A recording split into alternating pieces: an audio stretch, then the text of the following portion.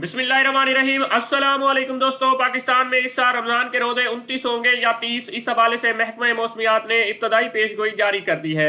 रमजानुल मुबारक का बरकत महीना शुरू हो चुका है और अब लोगों की नजरें ईद उल फित्र की आमद पर लगी हुई हैं। हर कोई जानना चाहता है कि इस साल पाकिस्तान में ईद उल फित्र किस दिन मनाई जाएगी और रमजान के रोजे कितने होंगे।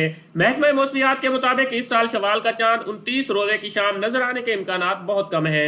माहिरीन का कहना है कि नए चांद की पैदाइश 19 मार्च की सुबह तकरीबन 6:23 पर मुतवक्के है।